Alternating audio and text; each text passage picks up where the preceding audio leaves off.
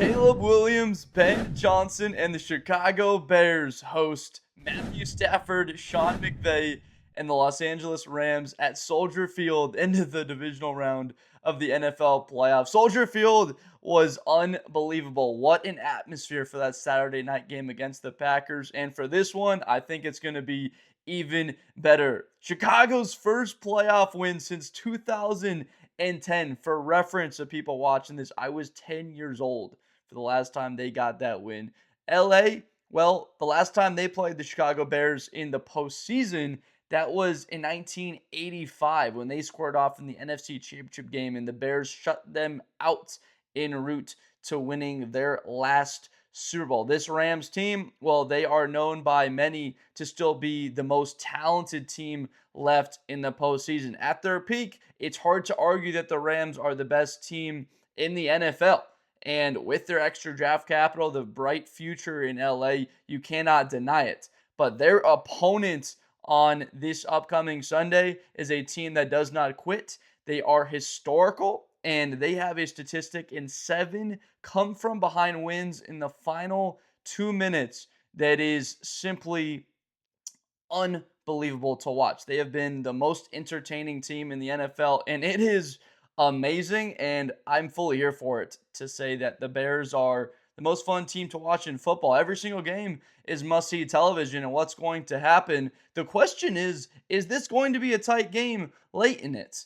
And do the Rams have enough to go across the country to face the Chicago team in cold weather? As of right now, the forecast, well, it's going to be around 18 degrees at kickoff in the teens and wind chills single digits. Matthew Stafford, he in his career overall against the Chicago Bears, we're including the Detroit Lions, his days with them, he's 5-7 all time at Soldier Field, and his overall record is 12-10. So that's to say, when he's playing in a home environment, whether that was at Ford Field for the Lions, whether that was with the Rams in 2021 when it opened up, he was 7-3 at home against the Bears in a dome. But outside, either in the elements or earlier in the season outdoors, Matthew Stafford had a 5-7 record, and that continues through the head coach. Sean McVay, he boasts a 3-0 record against the Bears. You go back to 2019, that was looked at. Here's the rematch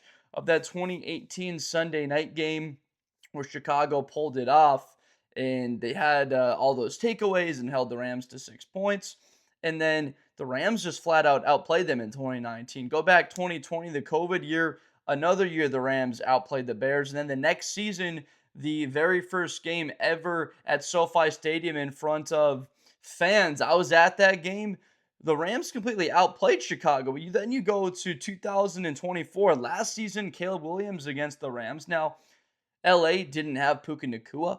They didn't have Davante Adams because he was not the Los Angeles Rams yet, so it was Cooper Kupp, but it was no Cooper Kupp on the field. So no 2 of the best receivers for Stafford, and that doesn't matter. The Rams fell by 6 points that day against Chicago at Soldier Field. So an 0-2 record at Soldier Field for McVay, 3-0 at home. The Chicago Bears, well, they benefited from the Philadelphia Eagles putting their starters on the field, and that's a decision that maybe it comes back to haunt Philly. They decided to go with rest, and they wound up losing to the 49ers. That was a shock to all of us, but it wound up happening because San Francisco, that's just been the narrative around this team. They win in scrappy fashion, and they've got one of the best coaches in the league. And I think that there's no doubting that Sean McVay is right up there with him. And Ben Johnson certainly was the most wanted commodity as far as coaches go in the last couple of off seasons. And now you see the immediate impact in getting the Bears their first playoff win. They exercise a demon. I think that's the perfect way to put it, of what Green Bay has been, and a thorn in the side for this Bears team and their franchise, their fans, for the last 30 years in history. So I'm going to be at this game. I don't know how you couldn't go out to this one. I grew up in Los Angeles, and I'm going to be making the trip out there for this game into the cold elements. Now, that's a little bit rare, I would say, because most people that are from Los Angeles, I'm not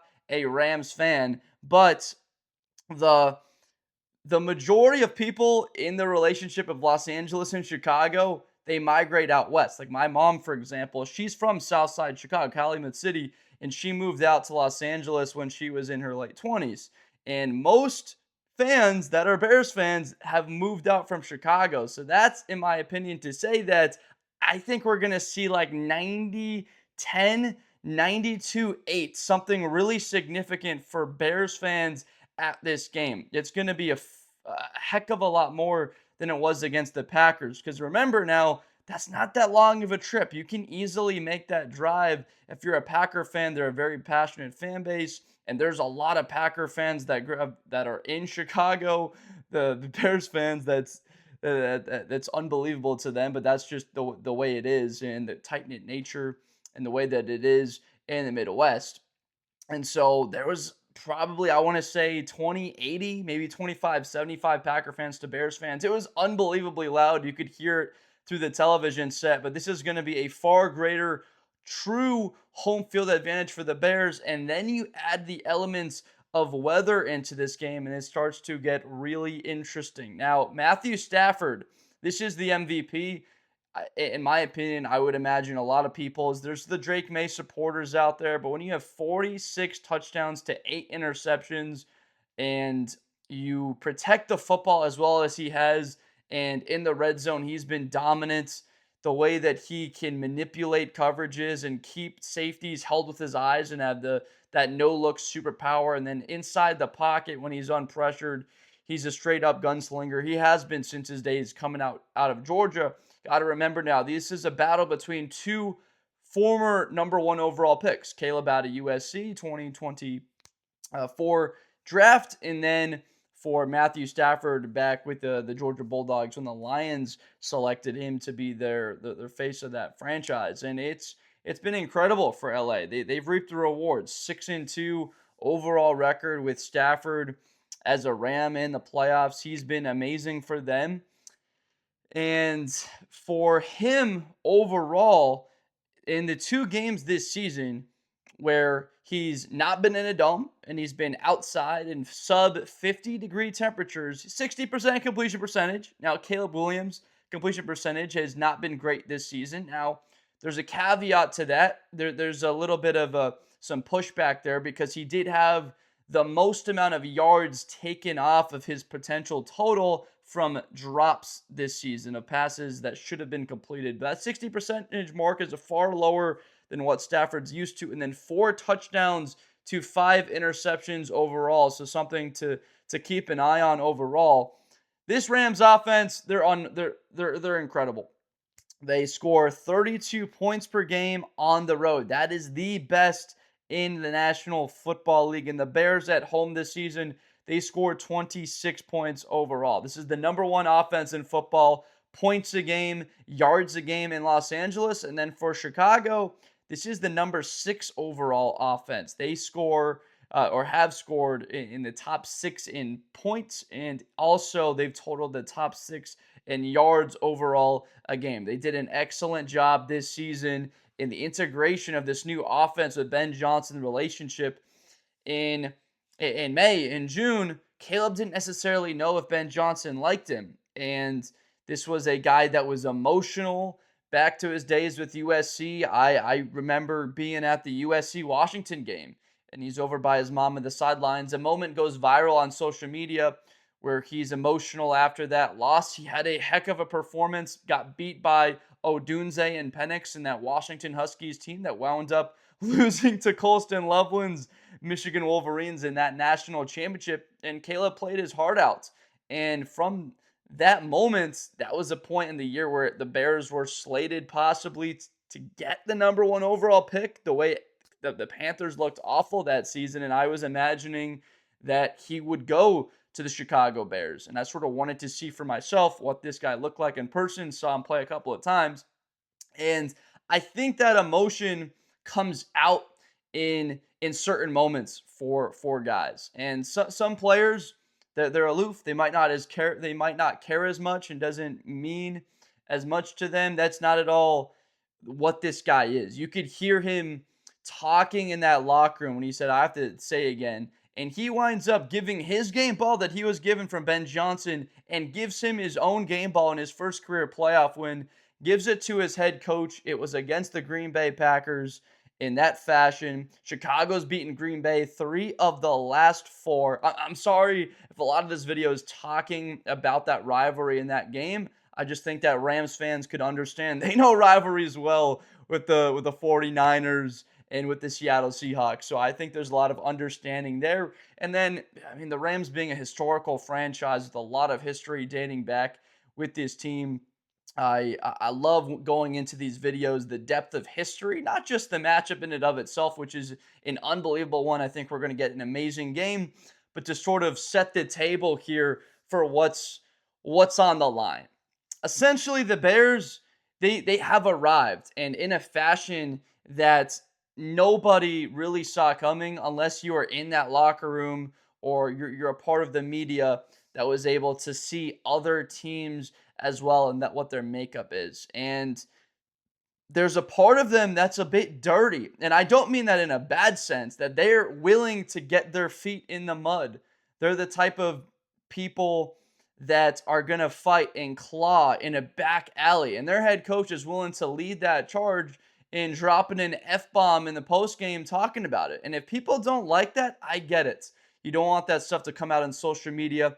You feel a certain way about swearing. I loved it because I care about passion, because this is a sport that consumes these guys' lives and these coaches. It's everything to them. He's got a couple of daughters, I believe, Ben Johnson, and this is something that is such a huge part of him. It's not it's not 8-5 working 40-hour work weeks. It's truly 24/7 and living, breathing it, and for that emotion to come out. And then Sean McVay this season in press conferences, like that game against the Seattle Seahawks, for him to temper his emotion, getting all these questions about Puka Nacua, to understand that there was something that Nacua did that was a mistake, but he was going to treat him with love, put his arms around him, and uh, help Puka to become a more understanding individual. I love the way they've handled it. These two coaches handle themselves. They carry these programs in an excellent way, and the passion just exudes out of them. I don't know if there's anybody I enjoy listening to talk more than Sean McVay, just simply about the sport of football and the way that the word that comes out is passion and knowledge when he's speaking. And then Ben Johnson, there's a level of intensity in that post-game locker room. He's saying F the Packers. I'm the kind of person that enjoys that because I spent a couple of years in meeting rooms with a college football program. And I'll tell you, there's stuff said that will make you not want to wake up the next morning and play a certain sport with the way that some of these guys are lit up. It's passion. It's fierce. It gets hot. And when you're led by that and it's every single day, you understand why Caleb maybe didn't have a great relationship, because you can imagine what Ben Johnson had been like. But as they started to grow together and build that relationship, to see that moment, that was amazing. Now, Matthew Stafford, the veteran, it's unknown how much time he's got left in the league. All I want to say is this: I want him to be in this league as long as possible, because watching him play is an absolute pleasure, and he's played his best football of his entire career. This Bears defense, they've been better at home this season. They've been a really good unit. And I know what you're probably thinking overall, that the Bears defense, they're not that good. They even just gave up 27 points this past week. Yeah, they played good in this second half, but overall, they ran right through the Green Bay Packers, right through that defense in the first half. But here's an interesting part to this. So they give up 18.7 points per game at home. That's actually in between the Eagles, who gave up 18.6 points per game. That was ninth best in the NFL. And the Texans, who were 11th, giving up 19.1 points a game. So the Bears were top 10 in the NFL in points per game given up at home this season. And also continuing for reference here, the Rams were 8th. They gave up 18.1 points per game at home this year. So it's actually very similar in what they gave up. The Chicago team is the worst defense on the road this season, over 30 points a game that they gave up overall. So for them to get this game at home and to have gotten that 2 seed in a position where they can also possibly host the NFC Championship game with a win against the Rams and a 49ers loss, and that would be an amazing matchup to see Chicago play San Francisco in a rematch of that Sunday night Week 17 game. It's that simple now. Home field advantage is incredible, and I'm going to understand that the second that this game is starting to get off. I don't know if it's Jim Cornelison with the national anthem. I hope it is, but Soldier Field's going to be rocking. That tailgate scene is going to be unbelievable. I mean, if you have the possibility to get out there, let me know down below in the comments if you are going to this game. Maybe it's possible that there can be a link up out there. I'm usually I've got an uncle that tailgates out there, so that's possible. But we're fired up for this matchup because of the cold weather atmosphere. It was sort of weird watching like the Texans Bills game with the sun out and it being like 65 degrees and people in a pool. It felt like that could have been a game in early October, even late September. This is going to be playoff football. You're going to see the guy's breath on the television, and it's going to be evident from watching these guys warm up that this is a playoff football game, and it's going to feel like that. And for this Rams defense, I'm really curious because that truly is going to decide it. The Bears are going to give up a little bit of points. It would be really tough to imagine a scenario that works out here where the Rams, they score less than 20. And all Bears fans, I'd imagine, would love a number. If you said the Rams scored 20, 23, or even 24 points, I think that they would be really happy with that total. But the Rams this season, they've given up 23 points per game on the road. That's the 12th best in football. So overall, they've been a pretty good defense. I think their ceiling is much better than even the way they've played, but still, statistically, they've been a top 10-ish defense this season. They've had 47 sacks this year. For reference, Chicago had 35. Imagine this Bears defense if they could have had 12 more sacks distributed throughout the year in some big situations, or they could have gotten a sack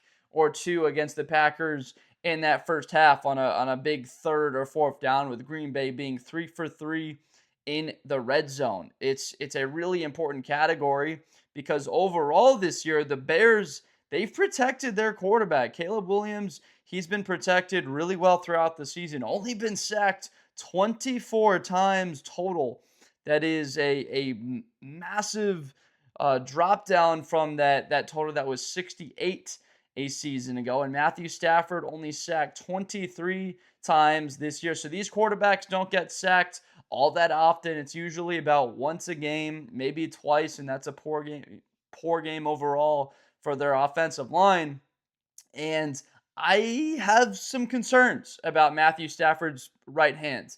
He was excellent against the Panthers in the early going. The first 20 minutes or so of that game, the Rams flat out looked like the better football team, but everything sort of flipped there in the middle stages of that second quarter. The Rams had that 14-point lead.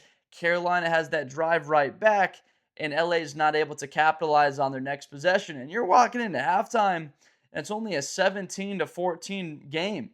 In Carolina, they were able to really capture momentum, and it was nerve-wracking, like most of these wild card games, where 5 of the 6 came down to the final 30 seconds essentially for them. But Stafford on the day, 304 yards, 3 touchdowns with the pick, and 24 of 42. So if you take out that 8 for 8 start, he wound up finishing 16 of 34 overall on the day. Now, if you're a Bear fan, you've been used to that sort of inefficient quarterback play from Caleb in his completion percentage this season. It's been 58%.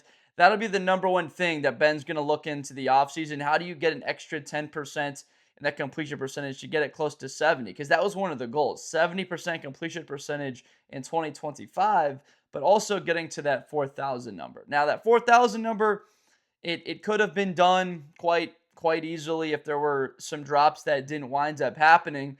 But the 27 touchdowns to 7 interceptions from his second-year player in the first year in an offense that is rare to be that close to having a four touchdown to one interception INT ratio. That's unbelievable for this young of a player. Because if you remember Matthew Stafford throughout his career, he had prolific numbers. He threw lots of touchdowns, but there were the turnovers that were a big part of what sort of held him back, and that was their style. They didn't have a run game in the Schwartz era or the Caldwell era.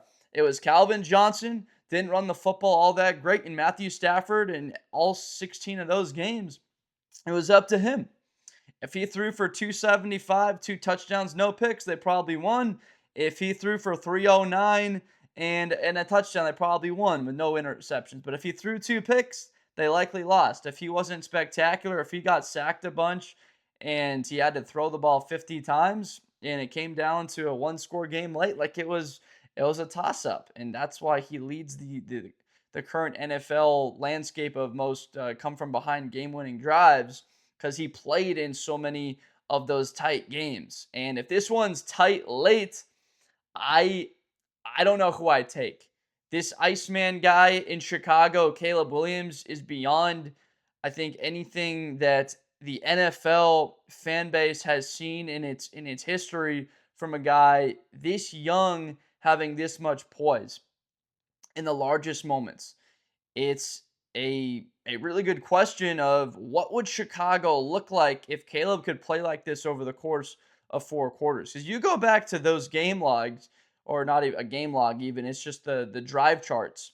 The last three possessions against the Packers in that Week 16 game, the touchdown to make it a seven, or it was the field goal to make it a 7-point game, the touchdown with the 4th and 4 to Ja'Day Walker, and then the deep ball to DJ Moore, those three scores. And then the 25 points in the fourth quarter against Green Bay. Chicago scored on their final four possessions. They had the field goal, the touchdown, 66-yard drive, then an 81-yard touchdown drive, and then a 66-yard touchdown drive to win the game against the Packers. It sounds a little bit similar to the way that the Los Angeles Rams finished their game against Carolina. They had to come up with key plays down the stretch, trailing, drove the length of the field, then Carolina responds, and then the Rams get another opportunity. And the catch of the postseason so far, Colby Parkinson, that was unbelievable. I can't think of a better catch the entire season, and him coming up with that.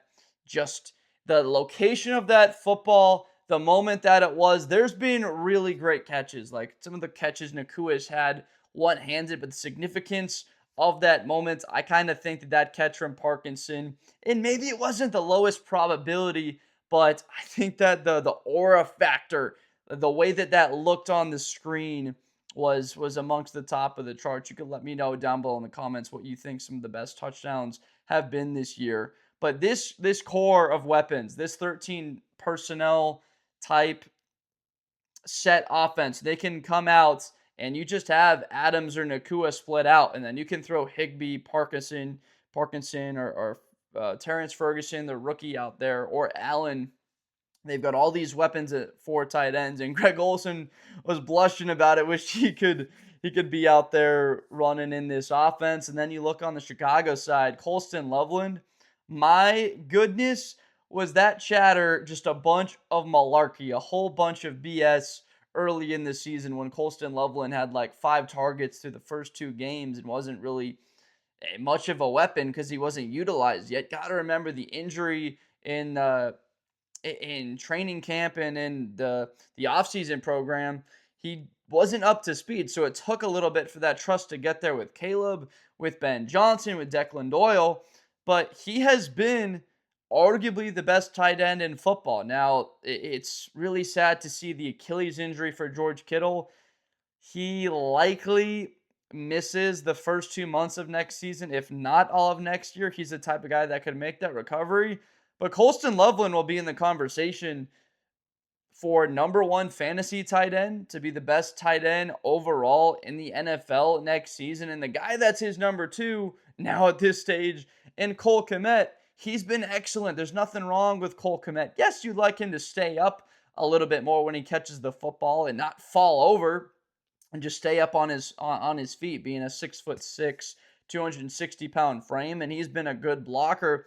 But the tight ends in this game, you can't ask for anything better than what we're going to see on Sunday. It's unbelievable. And the wide receiver play, you you just are going to see as good a talent at that position. Davante Adams in the red zone, the threat that he is, and then Puka Nacua, in my opinion, he's been the best wide receiver in football this year, right up there with Jamar Chase, Justin Jefferson. And production wise, and you look at yards per route run and also his blocking production, he's put together one of the most impressive wide receiver seasons in NFL history. And he also missed time with the injuries that he's had this season. So Puka Nacua, that's a really tough cover as we sort of transition truly to the full matchup of this.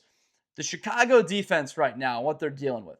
So Kyler Gordon, I don't even know if he had a single snap in that first half.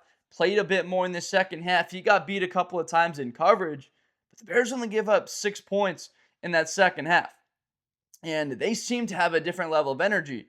Now, it was really tough to see Quentin Lake get hurt on the side for the Rams this season, but his returning to that defense that clearly helps them. The Nate Landman acquisition and bringing him in at tight end, that has been arguably the most impactful defensive signing in the entire league this year. And his ability to take the football away, 4 forced fumbles, can get to the quarterback blitzing, had 132 tackles. He's a complete football player if ever there was one. The Atlanta Falcons made a massive mistake. You look at the other side with linebacker, TJ Edwards, he goes down with that really tough looking ankle injury. I have no idea why the broadcast showed us that footage. Horrifying.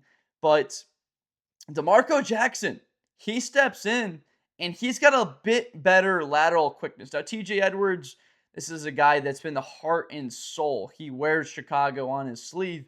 But DeMarco Jackson, and the way he was flying around against Green Bay in that second half, has you wondering a bit if there's possibly a higher ceiling now with DeMarco Jackson at linebacker. He had a tackle for loss against the Packers in number 48 on the field. I'm certainly thinking it, and you hate to see a guy go down. That's opportunity for you. Think about Brian Urlacher if you're a Bears fan early, and he got his opportunity because the guy in front of him went down, and he was a rookie. And look, I think he was either the 7th, 8th overall pick back in 2000, but they wound up bringing him in immediately. Impact player, had like 8.5 sacks, and the rest was history at that position. And I'm not saying DeMarco Jackson's going to be the next Brian Urlacher, but what I am saying is sometimes you take advantage of an opportunity. It happens in a moment like this, and you're off to the races. This Rams front seven, far stronger than what the Bears have. Now, ceiling-wise, the Chicago secondary, they're better than the Rams. Now, the Rams have a good secondary, but the opportunistic ability of Chicago, the takeaways that they've produced with Jalen Johnson missing most of the year, Kyler Gordon the same, Nahshon Wright led the league in takeaways this year. Kevin Byard led the NFL in interceptions with 7 this season. Tremaine Edmunds was on an all-pro caliber year before he went on to the IR. So that back end, that back seven, or that secondary, if you want to call it, with Brisker, Byard, and then a healthy Kyler Gordon and Johnson, which I don't even know we're going to see in the playoffs. They don't fully look right to me, but I think them just being out there, even if it's 85%, is still a pretty decent enough unit. At their ceiling, they are a more talented secondary, and they had been putting up top 10 defensive statistics in that Matt Eberflus defense. So what if they play defense like they did in the second half? Now, this Rams offense, it's the number 1 in football for a reason. So they're going to need some wind gusts. They're going to need potential flurries or snow, if it's possible, off the lakefront. This truly is one of those games where you want this game to be in the nastiest, worst possible conditions, where you're a team that you practice in that weather often and the other team does not, where that simply is an advantage. Now, it affects both squads, but if you're practicing in Thousand Oaks or in the Valley as opposed to in Lake Forest, where you're dealing with these weather conditions at Hallis Hall, we're not even talking about the same planet in which team can be more prepared for that. Soldier Field kicking conditions, it has been excellent with Mevis in the thicker kicker doing a very good job in replacement duty for Joshua Carty, but Cairo Santos, he's been an unsung hero. A lot of Chicago fans don't like that he can't kick 75-yard field goals. He can't do it. So for that reason, Bears fans want a new kicker. But Cairo Santos and his kicking at Soldier Field has been insane with some of the conditions that he's faced throughout the season. And for him overall to have gone on the season 25 of 30, which is 83% decent enough on the year overall. No missed extra points. He's played great enough. And remember, this is Chicago. This is arguably the toughest stadium in the world to kick in. And that's not an exaggeration in the world, potentially, to be out there kicking. So look an advantage for the Chicago Bears in possibly the special teams. Punt return, a big one from Duvernay there in the second half, and them coming alive overall. The kicking game, something with block kicks that the Rams have struggled with. Look for special teams to be truly a major factor in this game. Whether Chicago, if they're able to be in a position, it's a big question. If it's a 4th and 3 on the first possession and the ball's at the 26-yard line, are they going for it? It's probably they are, or you're the Rams and it's that same thing. You probably are. The 4th down and red zone opportunities are few, and you got to take the most of them and turning them into advantage. But Chicago, with them going for it from, what was it, their own 30-yard line, and they did wind up getting one from about the 40, and it didn't lead to any points on, I want to say, the second possessions. But then on the third, he wound up giving up the football, and Green Bay, instead of it being 14-3 possibly at the half, they turned it into a touchdown. It's 21-3. And if McManus nails that 54-yard field goal, which he did, and a great job, that's just coaching. Ben Johnson comes up with that timeout, and then he misses that field goal. That was a huge 3 points. And the Bears winds up trailing only by 18 at halftime instead of 21. So that was a huge sequence overall. The running game for both these two teams, it's excellent. Kyren Williams and Blake Corum, such a good duo overall. You've got the question marks with Kyren Williams. First place I'm looking at this Rams offense is how can they keep the ball away from the Bears? If they don't turn the football over, I simply think they win from this game being played in the cold and those elements, that crowd going crazy. You having practically no Rams fans from LA flying out for that trip. It's going to be a rare thing. I know a lot of Rams fans, and none of them want to be out there for this game. I know more people from Chicago, I know more people that live in Los Angeles that are going to this game to root for the Bears than I know that live in Los Angeles that are going to be rooting for the Rams out in Chicago. So that just goes to show you that the people that are going to be traveling, even from Los Angeles, are going to be out there for this one. And you can't overlook the factor of the crowd. It's like Gladiator. You got to win the crowd to win your freedom. You're walking into this game. You've already won the crowd from the kickoff. We're going to be at decibel levels Soldier Field has maybe never even reached. I think Al Michaels said during the broadcast that it was the first time he'd ever felt Soldier Field shaken. Well, they just might bring the place down or make it shake a lot more than that, even if that's possible against the Packers. If they were able to pull off this win against this really good, well-coached, and talented, experienced Rams team. And that's what pops up. This Rams team's been in the postseason. Super Bowl in 2021. Didn't make the playoffs 2022, but 2023 tight game with the Lions. 24, they were the only team that was remotely competitive and frankly should have beaten the Eagles in that game. I think they would have beaten Philadelphia if it wasn't snowing. And then here we are with them winning on the road against Carolina. And that path it's certainly interesting for Los Angeles. And a lot of that has to do with the run game. You got to give your quarterback, Matthew Stafford, a bit of reprieve. Again, the status of his right hands it looks like it's going to be a potential issue. The Chicago Bears front seven, they may not get a ton of sacks or a lot of pressures, but they do hit the quarterback and they are extremely physical.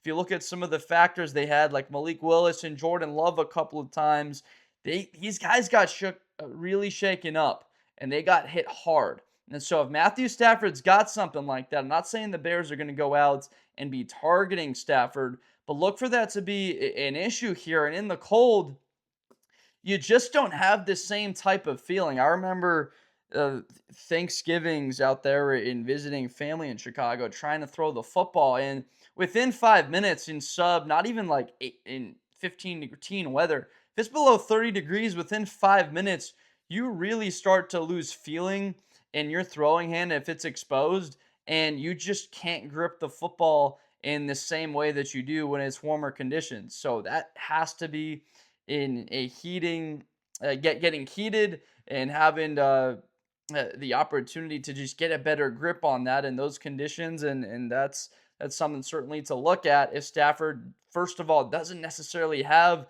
the healthiest hand, and then you factor in the cold weather, and then he gets that hit, he could come out firing or having a great second half. I'm really interested in the 4-quarter picture. What does it look like for the Rams offense and putting it together for 4 quarters? I think if they muster a touchdown every quarter and they can get to about 28 points, I think that they win this game. 30 points in this game, these type of conditions, will win it. Essentially, that's 4 touchdowns and a field goal. If you get to that 31 mark, you would feel really confident. It feels like that would be maybe a little bit too much for Chicago. I know Los Angeles fans are hoping for that number to really test this Bears team, and they want to see Caleb Williams get it done in the pocket. I believe that there's a lot of respect coming from the Los Angeles side, but they want to see it. They feel like that game last season was a lot more to do with guys they didn't have available instead of Chicago taking it to them. And so I understand that narrative, and that makes sense. But this is a team that doesn't necessarily have to run through Caleb to win, especially his right arm. I expected him to have a better day on the ground, to run the football a little bit. He only had 4 carries for 20 yards. I'm expecting that to change a little bit. I think Caleb has 7 or 8 carries for close to 50 yards in this game. They're going to use his legs as a larger factor. This pass rush for the Los Angeles Rams is a lot better than what Green Bay has as of late. They only sacked him 1 time in that last matchup. No times did they get after Caleb and sack him in Week 16 on that Saturday night game. And they sacked him once when they did have Micah Parsons on the field. So 3 games, they only sacked him twice. Jared Verse on that left side. Primarily, Jared Verse lines up on the right side of the defense. Chicago's left tackle, Ozzie Trapillo, with that patellar injury, really significant. He may miss all of next season because of that injury, and that is one historically that has impacted guys for the rest of their career. He had done an unbelievable job. Another one of those draft picks this season. Monangai, Burden, Loveland, and then Trapillo, that's essentially like the Bears have found their left tackle of the future. He goes down, and Theo Benedict is on the left side. So the key, or I'm going to be looking right in front of me on the field, how does Theo Benedict do in pass protection, in his ability to run block against Jared Verse on that left side? I feel good about Tooney. I feel fine about Jonah Jackson in the interior, but I've got a lot of question marks about how he fares. Darnell Wright, Byron Young, they're going to go to war on that right side. And the Rams, this is one of those ones that it's a box score type game. If you go back and look at the box score, and Rams had 3 sacks. Oh, Caleb Williams' completion percentage was 53. Oh, he had an interception or 2. You're essentially able to come out and understand what it looked like. And then you go on the other side, and Stafford threw for 300. You can understand the entire nature of this game simply by looking at how much pressure did they get on Caleb? Did he turn the football over? And then on your side, for your quarterback, does he sustain success through the air? So if I'm Chicago, I'm taking that a little bit out of that, and I got to find a way to run the ball. They haven't run the ball as of late nearly the way that they were through the really it's been the last month. The two games against the Packers, the game against San Francisco and Detroit, haven't seen the success on the ground. 28 carries for 93 yards against Green Bay, and they were getting gashed by the Packers in that first half. They were at about 6 yards a carry, and then Green Bay goes for a total of, I think, like 6 rushing yards on 7 carries in that second half. That's really what helped the Bears mount that comeback in that second half, was just shutting down the run game. So for Los Angeles, I'm heating Caleb up. I'm sending pressure. You're gonna get beat a couple of times in coverage. Those wide receivers are excellent. The rookie Luther Burden, he's number 4 or 5 in the NFL for yards per route run, and he wasn't a major factor until late October, essentially, when he started coming on. And when he has, he's turned into truly a large weapon. Rome Odunze maybe wasn't a huge factor for the late part of the season because he was not on the field with the stress fracture injury and missed, I think, 4 or 5 games. But with Odunze, his catch on 4th and 8, any Bears fans that still lost sleep over the Aaron Rodgers 4th and 8 play rolling out to the left side, that's gone now. They're sleeping easy because there's a new 4th and 8 play at Soldier Field in Chicago. It's the throw Caleb made to Odunze to extend that game and give the Bears a chance to win it. Incredible sequence. 4th and 3, the false start. The snap goes over Caleb's head, so that doesn't happen. It's 4th and 8. Caleb rolls, not even fully rolls. He doesn't have a chance to flip his hips and still delivers that football. A lot of Caleb's sort of off-platform arm angle stuff you see in Matthew Stafford all the time. And you can't help but feel like maybe there's a little bit of Matthew Stafford and Caleb that Caleb grew up watching, and the respect between these guys is certainly going to be all through the roof. You're going to hear throughout the entire week Sean McVay just sing his praises for Ben Johnson, for Caleb. This isn't the hate him type matchup that we've gotten used to. I think there's a special matchup coming this week because there's a mutual respect between these two organizations. Typically, the team that's at home has won these games. And Los Angeles, they have to fully respect that they are a warm weather or dome football team going into somebody else's environment.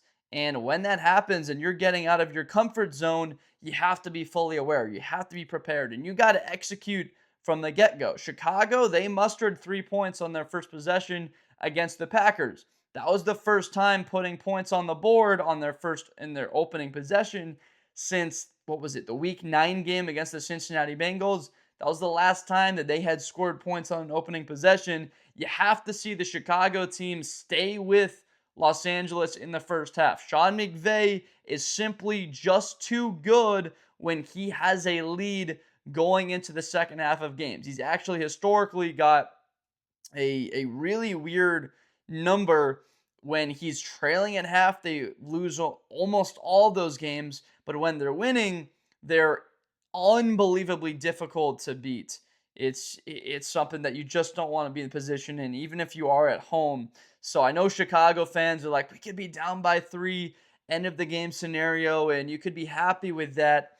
But a lot of what this game looks like is, can you stay with Los Angeles? If they have a score, can you keep their offense off of the field? That's going to be some of the best defense overall for the Bears, is the way that they play early. You have to capitalize on that surge of momentum because the crowd got taken out of it for 25 minutes after the first quarter. From that window from about 3 minutes left in the first quarter through, call it, 8-9 minutes to go in the third quarter, there's a true full gap of the crowd being full throat, coming alive into that game. Fourth quarter, it was good of an environment as you'll ever find in the NFL, but before that, the fans were just looking for something to cheer for. For Los Angeles, I'm confident that they can move the ball on this Chicago secondary. Again, I talked about Gordon, Johnson. I'd imagine the reps for Gordon in nickel out of the slot, those are going to increase. They played him a lot more in the second half. I think that he's going to be on the field a little bit more in the first half. That's just the nature of the way it goes with guys returning. You didn't want him to re-injure himself, and then that's it for the season, and just by throwing him out there for every snap. So think about Kyler Gordon's snaps increasing by maybe 25, 30% in this next game instead of just third downs possibly in the first half, even if he was on the field, and increasing that to, all right, obvious passing downs on earlier downs plus third downs as well to that total in the first half, and then just about every snap potentially in the second half when it's critical crunch time. I'm expecting Stafford to throw for around 300 yards, and that's whether or not he turns the ball over, whether or not how many touchdown passes he throws, whether it's 0 through 4. I think that he throws for 300 yards just based on the way that this Bears secondary has given up yards. At home, on the road, they've done that. They've given up yards this season. The pass rush, a great day for the Bears is getting to Stafford 3 times overall. Montez Sweat had himself a great second half. That's why Ben Johnson gave him a game ball. On the other side of that, Braden Fisk, Poona Ford, Colby Turner, this interior for this Rams team is one of the more underrated parts of any defense in the National Football League. I sort of equate them to the, what would be a good example of a unit? I really think that the unit for Houston's secondary, like Bullock, Stingley, is excellent. They've got the corner in Lassiter that doesn't get a ton of attention. Like the Rams with Ford and Turner, as an interior guy, a lot of the attention goes to the second year guy, Jared versus teammates. But I love Poona Ford and the size that those 3 guys bring, and then you match that with what they bring at edge, and arguably the best edge duo in the league going into next year. Will Anderson and Hunter would take that right now, and Walker and Hines Allen are terrific for Jacksonville. But I think Verse and Byron Young could absolutely be the best edge duo in the NFL. But it's the interior guys that give them opportunities potentially to be one-on-one. If I'm Chicago, you're not able to double multiple guys on that front. So are you bringing in multiple tight ends? This could be some of the most 12 personnel sets where Chicago's playing with more tight ends in because of the dangers that the Rams defense can come down with. Them getting after the quarterback with Jalen Hurts sacked, I want to say 7 times in the divisional round game, and then they got after Darnold 9 sacks. They had 16 sacks in just 2 playoff games last year. The record for most sacks in a postseason was 85. The Chicago Bears had, I believe the number was 16 sacks in their Super Bowl run. The Rams are almost able to break that in just 2 games. So historically, it's something that they have the capability of making. I think Caleb Williams, in the success with his legs, he's able to extend plays and come up with a couple of really big throws down the field. DJ Moore, say what you want. Bears fans have wanted to trade him maybe for a second-round pick or go get another defensive back or someone on the front 7. Maybe you could, and maybe that's the right decision. But DJ Moore has earned so much respect for me in better blocking this season. You have seen an intensity level from him. There's no BS on the sidelines or body language stuff. That got eradicated in training camp.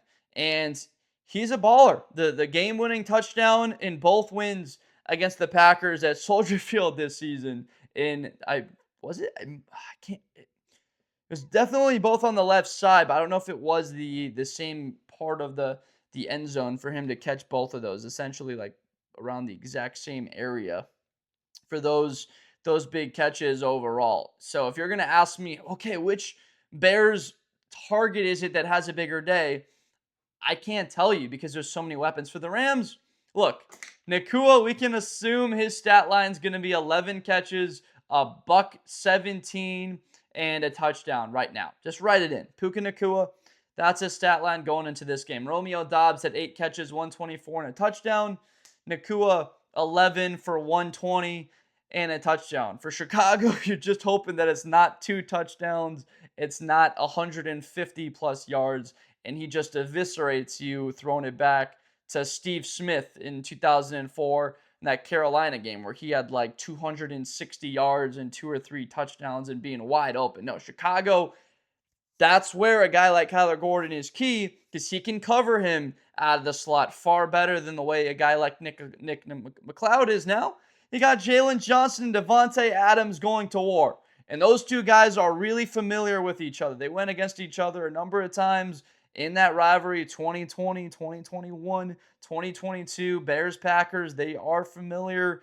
Both are lengthy, strong, physical guys. I'm excited for that matchup as much as any overall. Outside of the quarterbacks going together, Benedict versus Verse. That wasn't expected. But Johnson and Davante Adams, specifically in the red zone, is where I'm looking. Because I think Adams has a bit more of the advantage the way that Jalen's core and that groin had affected him this season. He's not going to be full stride. But if he's in the red zone, he's got a chance because it's more condensed. There's not as much space for Adams to work with. That's something to look at. Is Matthew Stafford going to target and go after Johnson if that is the man-to-man matchup in the red zone? I definitely think you give it a chance. You've got a 24 combined touchdowns between Adams and Nacua. And then Parkinson, he's turned into one of the best red zone threats in the league with 8 touchdowns overall in the season. So this Rams offense, they've got a surplus of all that talent. But for Chicago, could it be Loveland? It absolutely could. Could it be more? Without a doubt. Rome Odunze coming on for 9 catches and 86 yards and touchdown? Sure. That could happen. Burden. Cole Kmet with a big game. Or Swift. Any of these are possible. It's just the most likely path for Chicago is that it's going to be balanced. That they're going to have around 275 yards passing. They're going to try and get the run game going for about $150. If they did that, that would be 425 yards of offense. So ultimately, it comes down to the red zone. That first possession, they wound up kicking a field goal. That 4th and 1 interception from Caleb, that wound up leading to nothing. And then they get back down there and they have to kick another field goal. So the Bears' offense in the red zone has to be far better. I think in the first matchup last year, the Rams had the ball in the red zone twice in the first half and wound up kicking field goals both possessions, and it was something like a 6-0 game. Bears got a strip sack on Stafford, and it was like 7-6 going into halftime, and it's like Chicago just got outplayed for a whole half, and they got a lead going into this. So those successes in the red zone absolutely dictate the way that a game will go. Cam Curl is a safety coming down. He's a threat, and Caleb is going to have eyes on him throughout the entire day. We went through the entire defense at length on the front. Nate Landman, he's going to have responsibilities of Loveland or Kmet. That's a big advantage to Loveland, whoever is lined up against him in man. So for that Rams defense, that's certainly a guy at this point on 3rd down. Let's take away Loveland and make the ball go to somewhere else. So it's been a mismatch overall. Chicago, that's why Ben Johnson right now feels very dangerous because he feels good. Even if it's 3rd and 5, he feels like 2 drop back passing attempts with Caleb's mobility to pick it up with his legs, or that he's going to throw a completion. And then if it's 4th down and 5, even if it's at your own 35 or their 12, he feels like they're going to pick that up a good amount of the time and limit those possessions. So I by no means believe that this is a game where he's going to start, all right, we're going to be settling for field goals. It's going to be punting. If you're being that aggressive with 6 4th down attempts and 0 punts against the Packers in that matchup, well, against the number 1 offense in football, I think you're going to be coming out pretty aggressive. And to see a punt from the Bears in this game, you might have to see it like 4th and 6 plus and in your own territory for Ben Johnson to wind up deciding to punt the football. And that's to say the Rams, to get them into 4th and 7 plus, it's going to take a sack. It's going to take negative plays on defense. Chicago was the more disciplined team with less penalties. Green Bay, they simply had more, and they were less disciplined overall. They were a little bit more chippy with it. The Bears had their intensity level here, and there was stuff pregame, and there might be some of that between these two benches. Before, there's a lot of young guys from Chicago that don't know any better, and that can be a good thing, being a little bit naive to the impact. There's veterans on that Rams side, but you're Chicago, you're the young hot shot with veterans placed in certain areas, like Grady Jarrett on the interior on the other side. He talked about Ben Johnson and him going over that Super Bowl, and Joe Tooney and him from both of those two perspectives of that big Patriots comeback win. So there's so much from this game. I wish I could make an 8-hour video breaking it all down, because the storylines do not end and where these two teams are headed. So we have to make that final prediction. From where it's been this season, it is so tough for me to pick against the Los Angeles Rams because the amount of respect I have for Stafford and McVay, but they almost lost that game to Carolina. And that was a game that felt like they were just going to roll out and just put them in a coffin and win it 34-17. No stress in the second half. It was the furthest thing from it. It came down to the wire. In Chicago, if it's down to the wire, there's historically no better team than this 2025 Chicago Bears football team. They are incredible. If it's a one-score game in the final 5 minutes or just a one-score game in general, they feel like they've got that advantage. Soldier Field's going to be in a frenzy. I'm going to take the Chicago Bears to win this game. I think that it's going to come down to a game-winning field goal. They give up possibly a touchdown for the Rams to take the lead and be up by 1 point. 26-24, Bears get the football back with 50 seconds. They drive down the field, a couple of big throws from Caleb, specifically one to Loveland to get the ball to about the 25. And Cairo Santos lines up for a 43-yard field goal, the same distance of the double doink. This time, he puts it through the uprights, and Chicago advances to the NFC Championship game. So that'll be my prediction. The Bears beat the Rams at home at Soldier Field 27-16 and advance, possibly hosting against the 49ers, or they would be on the road to go to Lumen Field to play Sam Darnold and the Seattle Seahawks. It is, again, so tough for me to make a prediction for this game because and the Rams 4.5-point favorites, you understand it, and their veteran quarterback and that defense. But then again, Chicago, with the way that they've played, the Rams have found so many ways to lose games this season. The Falcons game and the Seahawks game, and they almost lost the first one originally at home. The overtime loss to San Francisco with a 4th and 1 getting stuffed, and then the fumble at the goal line. Kyren Williams' fumbling tendencies, I feel like he coughs one up in this game in a major spot. Matthew Stafford has at times turned the football over and been turnover happy. I think that he has an interception and possibly one. Let's just say it's Jalen Johnson. He thinks that he's got Davante Adams on a simple stop route, and Jalen Johnson takes that one back to the house and is able to take advantage of that. I think that there's a turnover coming at a big moment. Chicago to get 2 turnovers. I think they got to get 2 to win this game against LA. Don't necessarily think that 1 will be enough. They got to get it done on special teams. I think they need also an advantage in the kicking game, whether it be a missed field goal from LA or Cairo Santos being perfect overall. It's going to take everything. They're going to have to throw the book at Los Angeles. But if they come out and play better football in the first half, and they've got themselves looking at a 13-13 game at halftime, or they're trailing just 14-17, or the score is they're up 14-10 at the half, and they can find themselves in a tight position, I really feel like this is a Chicago team that'll be looser, more confident late in the game than Los Angeles, who is expected to win with McVay and those expectations. So I think this is going to be an unbelievable game.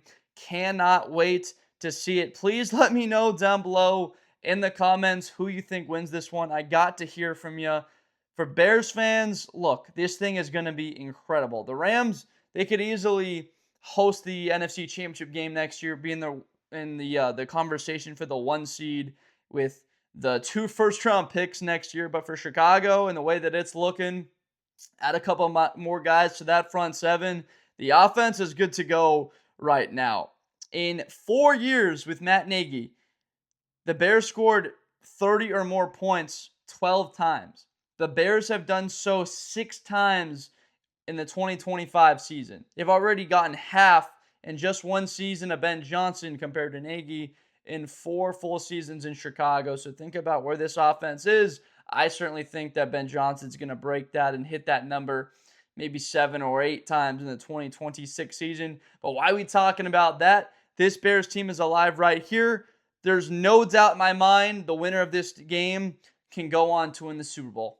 With Stafford at the helm, he can do it. With Caleb Williams and the team of destiny that the Chicago Bears are, and potentially even host the NFC Championship game in a rematch against San Francisco and some weather, that this Chicago Bears team can win the Super Bowl if they get it done and win this game. They would be halfway there. They would be 2 games away from doing it. But I do think before all of that, they do get the win at home. Let me know down below in the comments who you think wins this game. If you're a Bear fan, let me know why you feel like you're going to win this game. If you're a Rams fan, let me know what I'm missing overall here. What part of my analysis or my preview did I get wrong and I didn't go into enough for why you feel like the Rams are going to pull it out? Let me know down below. Want to hear from all of you guys. Thank you so much for watching throughout the season. It's going to be really tough to not be able to break down Rams games in their previews before or Chicago. I'm going to be sad about that. And that's why we've got a really fun offseason to look forward to, where we break down NFL, college football throughout the entire offseason, up before the NFL draft, and then breaking down all of that, the way that it'll impact the 2026 season. I hope all of you have had a great start to your new year here. And then the winner of this game, we're going to be doing another video, their preview for the NFC Championship game. So that's going to be a lot of fun. So thank you so much for watching. If you have not already, please subscribe for more football content with Blitz the Blender. My name's Josh Blender. I make NFL content daily, getting you set and ready, fired up for these matchups. It's free. Doesn't cost you anything to subscribe. It just helps me continue to be able to do this and get better, put more time and energy into it so I can entertain and make a better product overall for you. So I appreciate you so much for watching, and I'll see you next time. Enjoy a heck of a football game. It's the NFC Divisional round from Soldier Field. Bears and the Rams. Best player in college football. That Georgia and Ohio State game, New Year's Eve, is going to be a classic. Josh Blender, hi everybody, I'm Josh Blender. To the 40, 35, 30, Espinosa to the 20.